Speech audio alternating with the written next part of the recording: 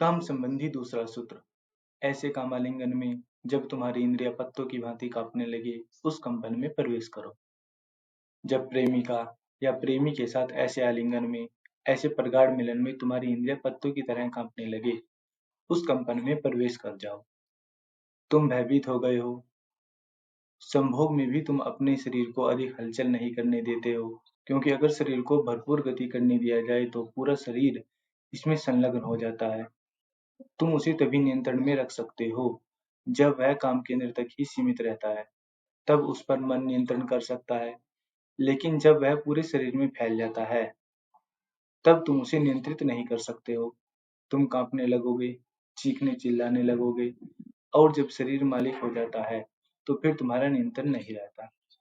हम शारीरिक गति का दमन करते हैं। विशेषकर हम स्त्रियों को दुनिया भर में शारीरिक हलनचलन करने से रोकते हैं। वे संभोग में लाश की तरह पड़ी रहती हैं।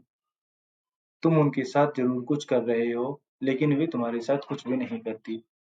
वे निष्क्रिय सहभागी बनी रहती हैं। ऐसा क्यों होता है? क्यों सारी दुनिया में पुरुष स्त्रियों को इस तरह दबाते हैं? कारण भय है। क्योंकि एक बार अगर स्त्री का पूरा शरीर कामाविष्ट हो जाए तो पुरुष के लिए उसे संतुष्ट करना बहुत कठिन है। क्योंकि स्त्री एक श्रृंखला में एक के बाद एक अनेक आर्गज़्म की शिखर को उपलब्ध हो सकती है।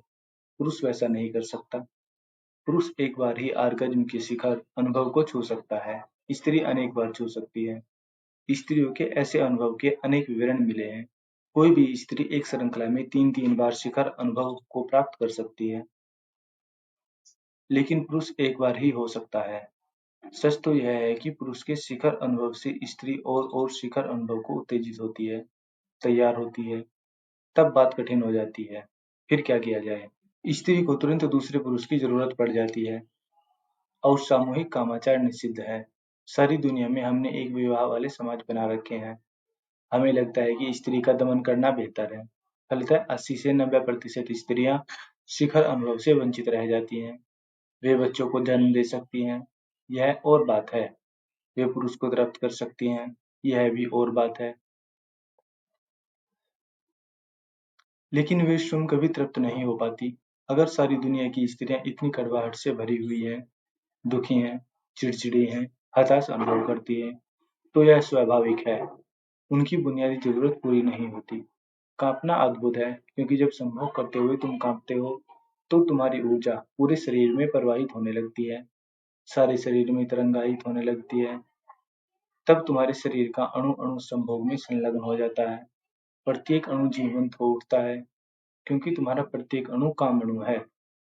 तुम्हारे जन्म में दो काम अणु आपस में मिले और तुम्हारा जीवन निर्मित हुआ, तुम्हारा शरीर बना। वे दो काम अणु तुम्हारे शरीर में सर्वत्र छाए हैं। यद्यपि उनकी संख्या अनंत गुनी हो गई है, लेकिन तुम्हारी बुनियादी इकाई काम अणु ही है।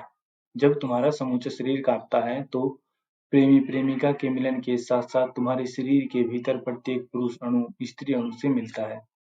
यह कंपन यही बताता है। यह पशुवत मालूम पड़ेगा, लेकिन मनुष्य पशु है, और पशु होने में कुछ गलती नहीं है। यह दूसरा सूत्र कहता है, ऐसे कामालिंगन में जब तुम्हारी इंद्रियां पत्तों की भांति कांपने लगे, मानो तूफान चल रहा है और वृक्ष कांप रहा है, उनकी जड़ें तक हिलने लगती है, पत्ता पत्ता कांपने लगता है। यही हालत संभोग में होती है। काम वासना भारी तूफान है। तुम्हारे आर पार एक भारी ऊर्जा प्रवाहित हो रही है। कांपो, तरंगायित हो, अपने शरीर के अणु अणु को नाचने दो, और इस नृत्य में दोनों के शरीरों को भाग लेना चाहिए। प्रेमिका को भी नृत्य में सम्मिलित करो, अणु अणु को नाचने दो। तभी तुम दोनों का सच्चा मिलन होगा, और वह मिलन मानसिक नहीं होगा, वह जैविक ऊर्जा का मिलन होगा। उस कंपन में प्रवेश करो, और कांपते हुए उससे अलग थलग मत रहो। मन का स्वभाव दर्शक बने रहने का है, इसीलिए अलग मत रहो। कंपन ही बन जाओ, सब कुछ भूल जाओ, और कंपन ही कंपन हो रहो। ऐसा नहीं है कि तुम्हारा शरीर ही कांपता है, तुम पूरे के पूरे कांपते हो। तुम्हारा पूरा अस्तित्व कांपता है। तुम खुद कंपन ही बन जाते हो। जब दो शरीर और दो मन नहीं रह जाएंगे। आरंभ में दो कंपित ऊर्जाएं हैं, और अंत में मात्र एक वर्तुल है। दो नहीं रहे, तो वर्तुल में क्या घटित होगा? पहली बात तो उस समय तुम अस्तित्वगत सत्ता के अंश हो जाओगे। तुम एक सामाजिक चित्त नहीं रहोगे, अस्तित्वगत ऊर्जा बन जाओगे। तुम पूरी सृष्टि के अंग हो जाओगे। उस कंपन में तुम पूरे ब्रह्मांड के भाग बन जाओगे। वह क्षण महान सृजन का क्षण है। ठोस शरीरों की तरह तुम विलीन हो गए हो। तुम तरल होकर एक दूसरे में प्रवाहित हो गए हो। मन खो गया, विभाजन मिट गया, तुम एकता को प्राप्त हो गए। यही अद्वैत है। अगर तुम इस अद्वैत को अनुभव नहीं करते हो, तो अद्वैत का सारा दर्शन शास्त्र व्यर्थ है। वह बस शब्द ही शब्द है। जब तुम इस अद्वैत अस्तित्वगत क्षण को जानोगे, तो ही तुम्हें उपनिषद समझ में आएंगे, और तभी तुम संतों को समझ पाओगे कि जब वे जागतिक एकता की अखंडता की बात करते हैं, तो उनका मतलब क्या है। तब तुम जगत से भिन्न नहीं होंगे, उससे अजनबी नहीं होगे। तब पूरा अस्तित्व तुम्हारा घर बन जाता है, और इस भाव के साथ कि पूरा अस्तित्व मेरा घर है, सारी चिंताएं समाप्त हो जाती हैं। फिर कोई द्वंद्व न रहा, संघर्ष न रहा, संताप न रहा। उसे ही लाओ से ताओ कहते हैं, शंकर अद्वैत कहते हैं। तब तुम उसके लिए कोई अपना शब्द भी दे सकते हो, लेकिन प्रगाढ़ प्रेम आलिंगन में ही उसे सरलता से अनुभव किया जा सकता है। लेकिन जीवंत बनो, कांपो, कंपन ही बन जाओ।